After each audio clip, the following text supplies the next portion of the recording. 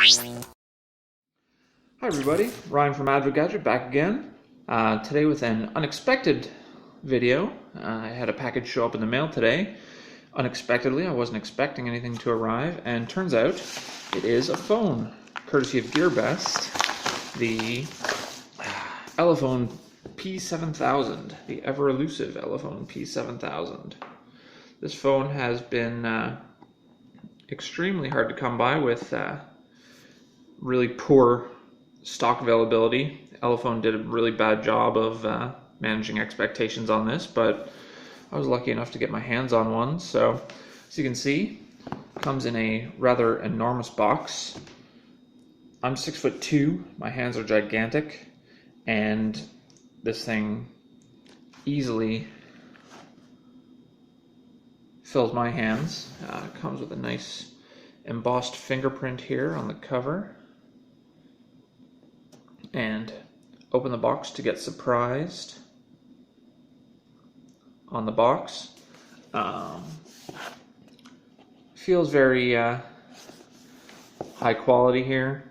Got a little bit bashed up en route from Singapore to Toronto. There's a little slot there to pull it open. Just the Elephone logo on the back.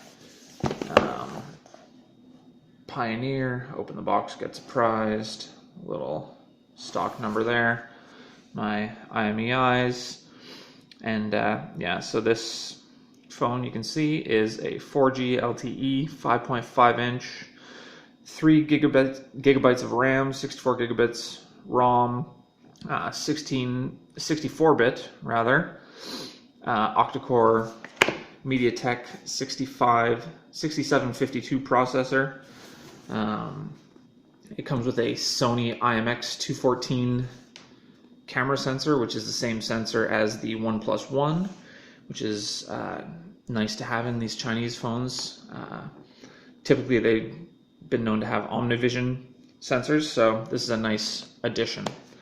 I'm just going to open this bad boy up now. It's got a little pull slot here. And you open up the box, you see the phone is nicely wrapped. And it also comes with a tempered glass premium official from Elephone screen protector. It's let's bring this a bit closer, see if we can focus in. It can't really, but what that says there we go. The hardness reaches 9H MOHS. The same as Sapphire's hardness, and it filters out all high-frequency blue light and avoids the penetration of blue light. So, oleophobic coating keeps the oily fingerprints off, tempered glass to protect it, super hard, effective scratch prevention, high transmittance. If I open it up here, boop, this is just the standard Elephone tempered glass. The instructions: clean the screen, take off the protective layer, stick that adhesive side to the phone, push it onto the screen, and a little QR code there. And it's a very well protected screen protector, but really it's just a typical tempered glass screen protector. Nothing exciting there, other than the fact that it's great that it comes with it, because you want to protect that screen. Also in the box here we have plastic screen protector, which I will not be using because in my experience these things tend to scratch like hell, and usually within about a week make the phone pretty much unusable, or at least look absolutely awful and quite a bit more difficult to use. Now, further in the box, we have here a typical SVU case as well, which is nice little touch to be included, but that's what you're getting in this giant box. And here it is. It's an official Elephone SVU protector.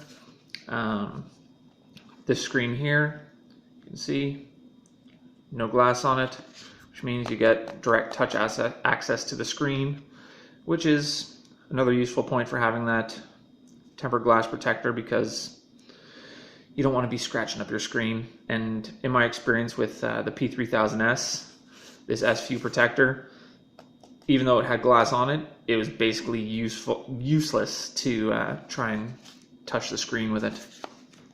Move that aside. Alright, in here we have European adapter, typical European micro USB AC adapter. My camera could focus in here. Come on, camera, there we go. Standard 5 volt, 1 amp, 100 to 240 volt, AC 5060, 0.4 amp, use it anywhere in the world. Whoop-de-doo. And a micro USB cable. This one, not Elephone branded, just a basic, cheap and cheerful, not particularly long. I'd say that's about a 3 foot, not even, maybe a 2 foot micro USB cable. Not going to get you much distance. That's going right back into the box for me because I have a million of these, so no point keeping that out. Alright, then we have, similar to my P3000S, it's a little foam enclosure to fit the phone in, which is nice, wrapped in an Elephone branded bag. Take that off, move it aside, put the phone down for a second just for the last bit here. We have a battery, which is a 3450 milliamp hour battery, which is a nice, pretty big battery. Production date May 2015. All the usual stuff. Don't be a dummy with your batteries. One thing interesting is it's got a little protective plastic, well, bit of tape here. So take that off before you use it, because otherwise it's not going to work. So down to the meat. Let's pull the phone out of the plastic here. Comes with a little protective cover with all your basic information here about the phone. First impression, it's a nice looking phone. It's got a metal frame along the outside edges here, and looks like it has a little bit of schmutz on it. Hoping that's not a scratch, because I just got the thing and just pulled it out of the box. Yeah, no, it's just a bit of gunk on the side, otherwise pretty clear. Dual ports on the bottom here. I don't know if these actually correspond to speakers. I somehow doubt it. Dual speakers is pretty rare on these phones. Even this phone, which retails for $230 US, which is a bit high for the Chinese market, I still highly doubt there's dual speakers down there. You've got volume buttons on the left hand side here and the power button on the right hand side. These are actually integrated into the case, unlike my last two phones, the Emily's M52 and the Lenovo K3 Note, which had the buttons integrated into the battery cover. These are integrated into the metal frame on the sides. Then up on the top here you've got micro USB, 3.5mm headphone jack. And on the back you've got Elephone logo. Let's focus back in here, friends. There we go. And the slogan, keep expecting and be surprised. In my experience with Elephone, that means keep expecting and be surprised that they're not going to give you anything. Elephone's had a bit of a bad rep lately for not the best after sales support in terms of developing new ROMs, even fixing bugs. This back cover is plastic. It's got a nice sort of metallic reflective look, but you can already see there's a few scuff marks on here, probably just from GearBest testing the phone. And then On the back here you've got a touch fingerprint sensor, which is similar to the new iPhone's fingerprint sensor, and is supposedly supposed to behave the same way. I kind of doubt that it will, but still, there it is. You've got your camera sensor. I've got a nice fingerprint on there, and looks like a fairly decent sized LED flash, which is nice. One thing I noticed, because I opened this up previously, just to have a quick look before doing this video, the back case doesn't have the best finish, or the best fit. I found it has a tendency to pop up here at the bottom, which just makes it feel a little bit cheap. And then in terms of trying to actually get the case off, it really sticks and is a big pain, and it feels like you're going to break the phone every time you're taking the thing off. But here, I'll just take it off.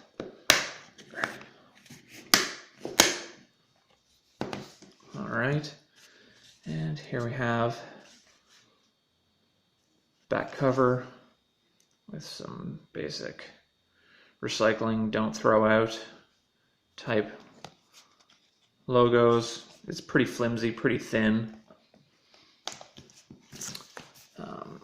Then you can see up top here we've got our antennas, which are typical sticker antennas for the lower end phones. Wait for my camera to focus in here.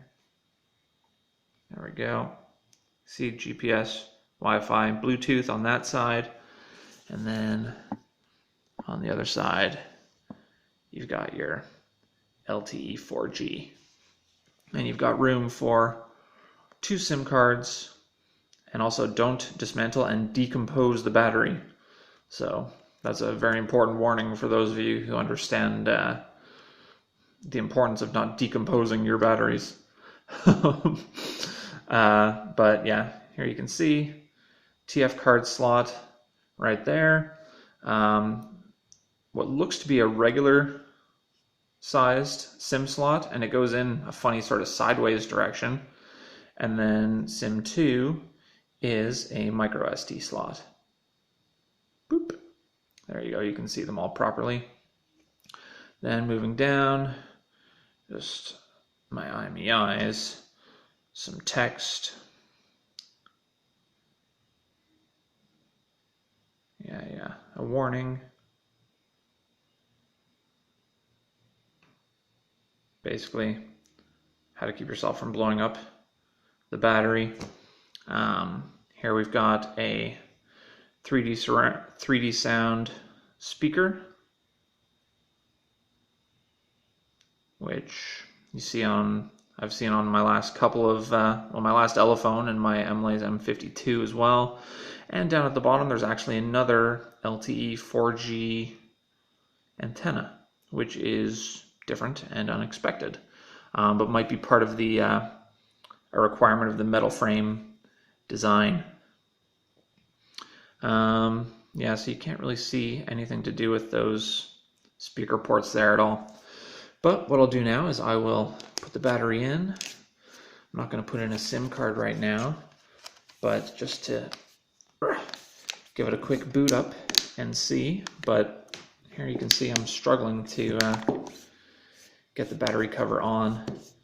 This is definitely not the nicest finish. It doesn't feel that premium, the build quality, but I've gotten it all connected, and I've managed to keep the all the clips sealed, which is a nice change.